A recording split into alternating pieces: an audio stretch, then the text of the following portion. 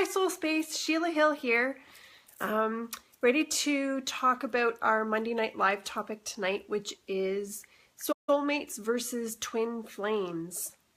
So I'm just going to give everyone about 10 seconds to log in to tonight's live, and then I'm just going to get started.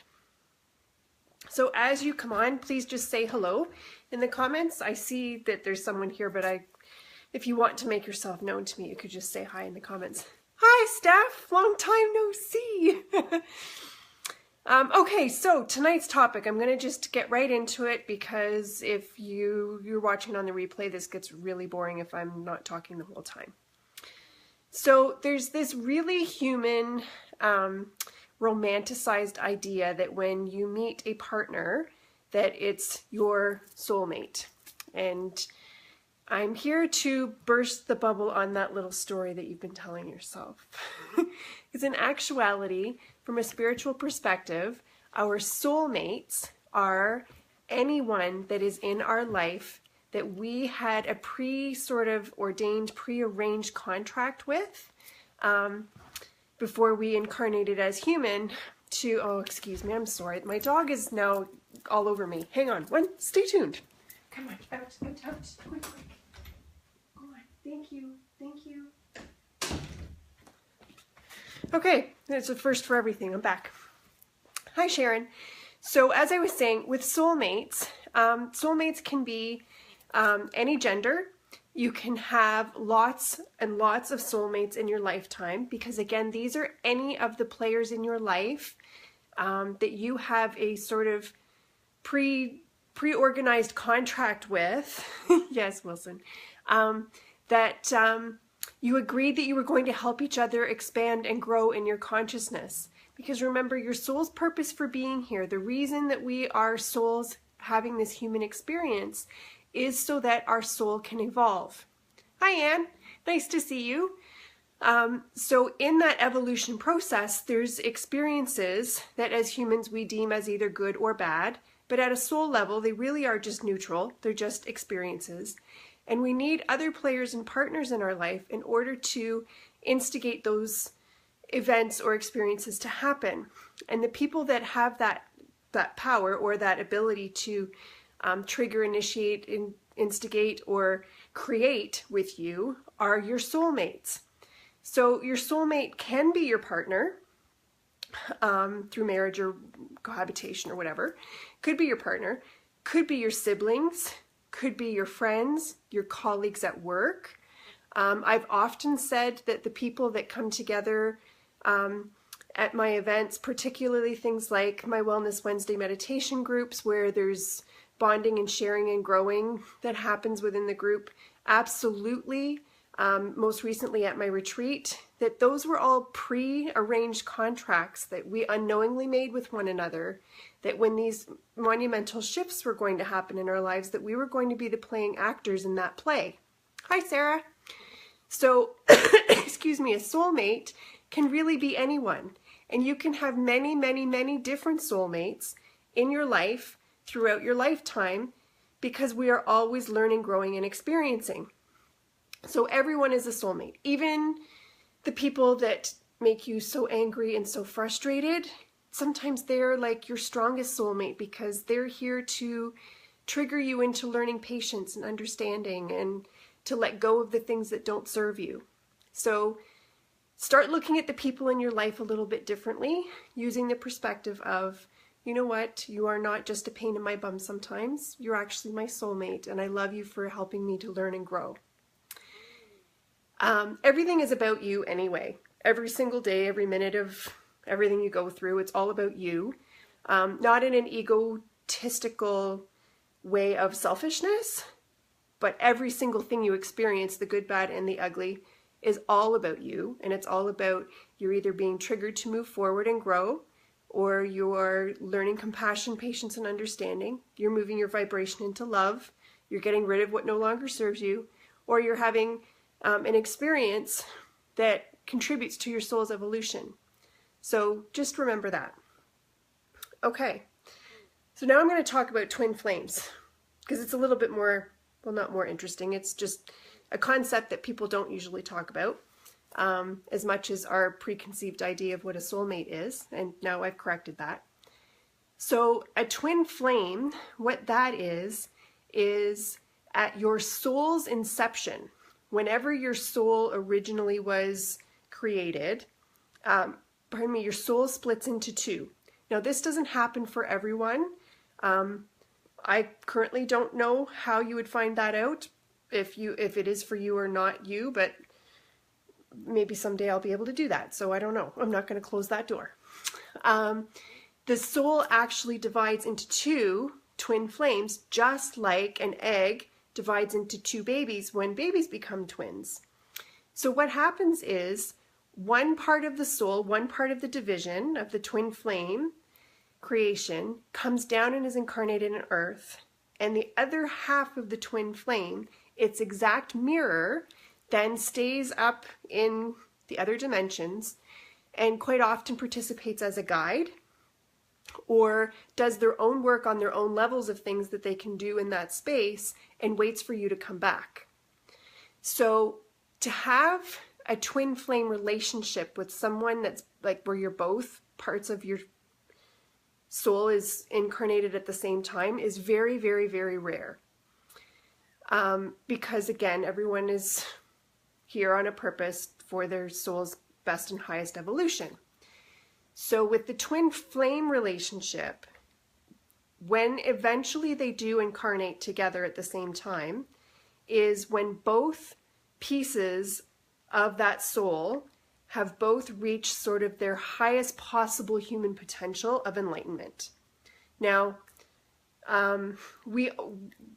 it doesn't mean that you've reached like perfection or anything like that, because we are human, and the human condition and the ego and time and all of the other things that we have to deal with sort of prevent us from reaching the all is enlightenment of everything that is possible. But when your soul's done its work, and when the other half of your twin flame has done all its work, then the possibility of the two pieces of the twin flame coming together in incarnation here on earth can happen. And when that does, the joining of the two completes sort of the last level of work that they both need to do, because now they've come back together in human form, and there's going to be a little bit of static, and they're going to kind of trigger each other a little bit. But everything will always be resolved from a place of love, patience, and kindness, because again, both parts have done their work. So like imagine if you could imagine yourself as having sort of done all your work, and you're mostly vibrating in love, patience, and understanding and kindness, and then you meet your exact mirror. Well, all of the things that you haven't kind of like under the carpet, little tiny things that you haven't really cleared up yet, are going to come out in that relationship with that twin flame, because they're your mirror. So that's sort of what happens. So that part of the relationship then eventually gets resolved. And then the partnership of that twin flame relationship, then their mission for the rest of their incarnation here on earth is to raise the vibration and the consciousness for everyone else. They're to role model. Their physical vibration would be so high that really just existing on the planet, doing their thing, their day-to-day thing, would actually raise the vibration for those around them and raise the vibration of the planet. But then they would do other stuff, like whatever it is that at that time and place the planet needed or where they live needed. Then they would be working together in mission to raise the consciousness and vibration of the earth. Hi Nev, hi Debbie. So that's sort of the difference between a soulmate and a twin flame. Now I've also sort of added in maybe a third level of my own conscious creation called a life mate. So going back to what a soulmate is, and that's anyone of any gender, of any relationship to you whatsoever that is there to initiate growth and expansion in your life. Your partner, usually your life mate partner, is usually a soulmate. But I also tend, and again, this is my own creation, I also believe that a life mate partner can be someone that literally just holds space for you. So perhaps you've learned and experienced all that you've needed to learn for each other's soul evolution from a soulmate perspective, but you don't necessarily have to sever all ties and move on. You can just hold space for one another to continue sort of your separate journeys within the confines of the life mate relationship. And I think that's very possible too. They're neither doing any harm nor doing any particular good to initiate you to learn and grow, but literally just holding space. So those are the three main types of relationships that you can have. I'm just watching how crooked this camera is. I'm not even sure if you guys are getting that at the other end, but that's pretty funny. Is a soulmate relationship, again, can be anyone in your life. And more so the people that trigger you the worst. They're there for sure, and you arranged that with them before you came here. So calm yourself down a little bit and thank them. A twin flame relationship, which is highly rare for any of us human beings, possibly the generations to come that are going to be holding more light and more in tune with their gifts, etc., possibly. Maybe our children, our grandchildren, or great-grandchildren, it's possible that they could have a twin flame relationship. But that's very, very rare, and it is only one, and it's not for everybody. And then there's the life mate relationship where your soul's contract is that you'll stay together, you'll both grow and learn as far as you can within the confines of that relationship, and then just hold space for each other, provided you're both still doing your work to evolve your soul. So, those are the three kinds of relationships. Do we have any questions? Any comments? Anything that anybody wants to add to the conversation? And I'll just talk a little bit, just to fill in this gap while you're typing, if you're typing. So just a reminder that every Wednesday I host meditation, group meditation here at 10:30 in the morning for daytime folks and at 7:30 at night at my home in Oakville. So if you're interested in coming as a drop-in, I can't see above, Steph. Can you please retype it? Feel free to join us for meditation anytime. And as of today, hot off the press, I have birthed another event, a vision board workshop, and that will be held on Sunday, November 19th. I will be doing a talk on manifesting in energy, getting out of your own way, and all of the sort of tools that go with vision boards and manifesting the life of your dreams. I will provide all of the supplies, snacks and cold beverages, and I will be doing personal energy alignments for each of the people that come. Now it's a maximum of 20 people. I just checked the event before I came on to do the live here. I've had a couple of people already register, and I have 8 people I think that have said that they're interested, but when I look at who the players are, I'm pretty sure they're going to firm up as well. So don't sit on this. Don't go into autopilot into one more year. 2018 is energetically going to be huge for a lot of people, and you want to make sure that you're going into it with vision and purpose and the proper energetic alignment to be able to manifest anything that you desire. So stop with the autopilot stuff. That doesn't work. Obviously, that's what a lot of us have done for a long time. So hop on board with the Vision Board Workshop. It'll be a great day, and it's a great way for us to finally meet in real life, because you guys know what I look like, and I don't really know what you look like, so it'd be kind of nice to meet you. All right, Steph's question. What if your soul is ready, but your twin is not? Then it doesn't happen. Because both parts of the twin flame relationship has to have reached whatever the designated level of enlightenment is. So again, because one incarnates and one doesn't, then maybe what's required is one really that's incarnated really reaches a quite an enlightened state, and then they'll pass back into the other dimensions, and then the other part might have to come down and do the human thing one more time before they're actually able to incarnate at the same time. So it's a very intricate, high level type of relationship that you have with your soul twin flame. Hope that answers your question. Okay, folks.